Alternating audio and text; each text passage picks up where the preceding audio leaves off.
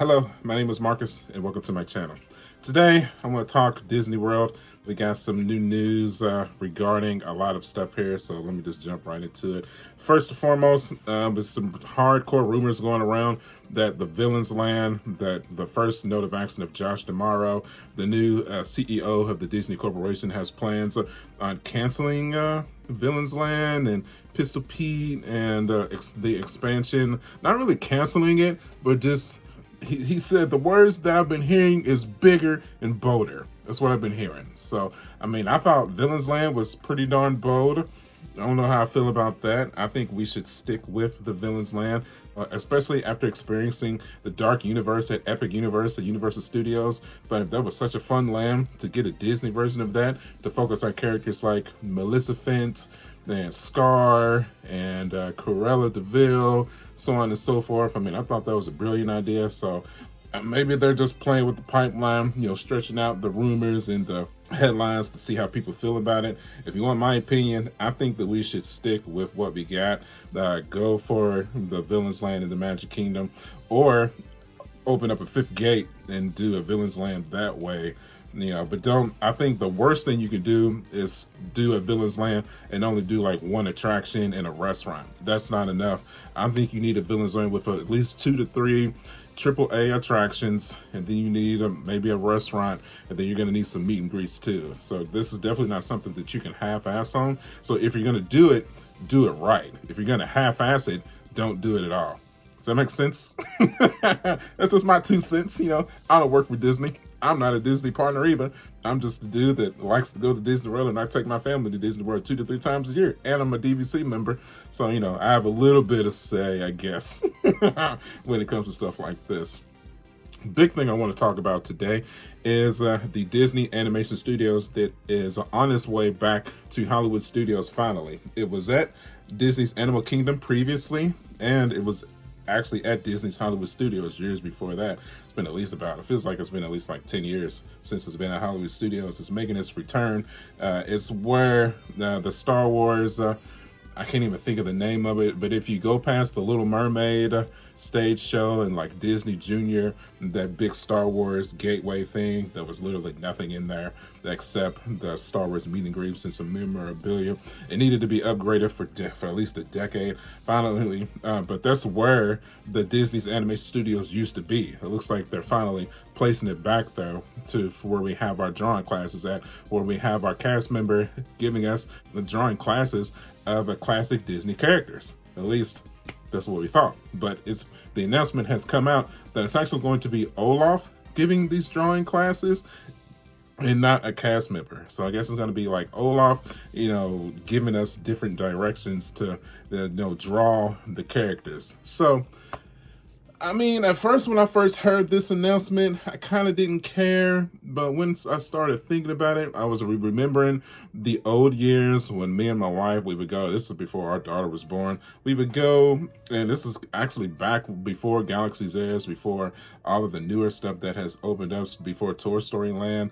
It was a time when the Disney's animation studios, that was a must-do every Hollywood Studios trip. Here, let me show you. I've had these pictures up on my display for years. Look at Meredith's eye. Jesus Christ. It's like lazy eye going on here. All right, we got some Mickey and Minnie action going on here. But I mean, as you can see, we have pages and pages of different characters that we had drawn over the years. And, it was a very personalized experience. It was a very personable experience that we grew a liking to. And it was just super fun, man. Now it seems like that personalized experience is going away in favor of the character Olaf, who, everybody loves Olaf. He's the flagship character for Frozen. He's going to sell some toys. He's going to make the kids happy. But myself personally, I like that more intricate, cast member personality. Like, give jokes on the fly, and make sure you take that little nickel and you give Mickey that little nickel down on his nose. And, I just, that gives you that good personalized feeling like, yeah, I'm doing good. I'm doing good. And now I feel like if you get Olaf in there, it's just gonna be, it's not gonna be its own original jokes. It's just gonna be the same, narration every single time. And then this, you do this, and then you go back for that third, fourth, fifth, sixth, and seventh time. If you get that same character, then you do this like this. I'm like, I know, thanks. But even if you would go and you would be drawing Mickey for the third or fourth time, it was still its own personalized experience because it was a different cast member every single time. So I don't know. It's one of them. Usually with these types of announcements, I'm like, we need to just go with the flow.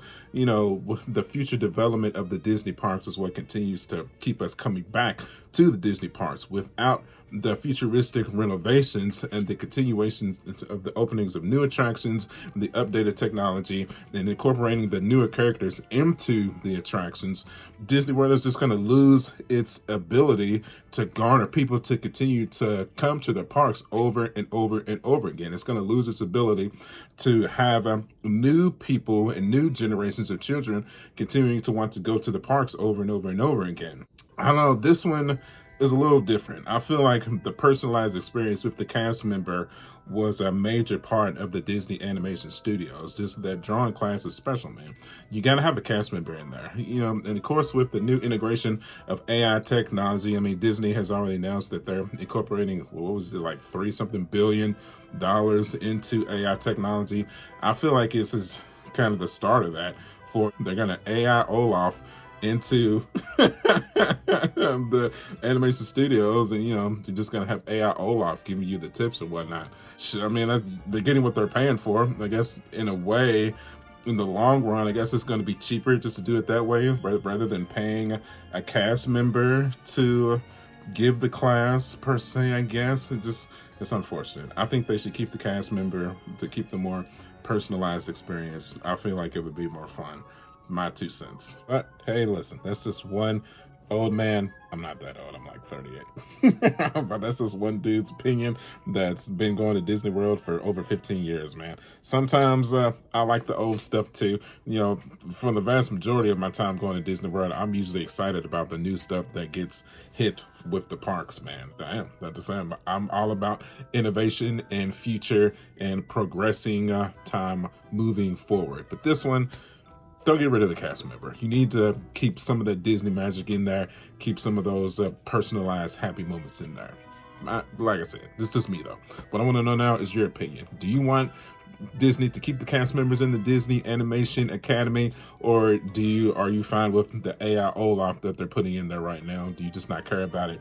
Just whatever, just give me my attraction, then let me go on with my day. Let me move on to other stuff like Galaxy's Edge, Tower of Terror, Muppets Rocket Roller Coaster that's coming soon, Toy Story Land, so on and so forth. Let me know in the comment section below, man.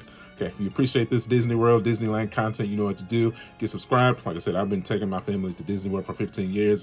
I consider myself a semi-expert. I'm just an old country boy from Kentucky that likes to hop on a plane and travel to Orlando every blue moon. I'm definitely not your crazed Orlando content creator that goes to the parks every other day, but I do have my fill of some sort of expertise from time to time. So, if you want to see this type of content, get subscribed. You can follow me at youtube.com/markjack79. I'm also on Facebook, Instagram, and TikTok. As always, thank you guys for the years of support, and I will see y'all on the next one. I'll catch y'all later. Bye.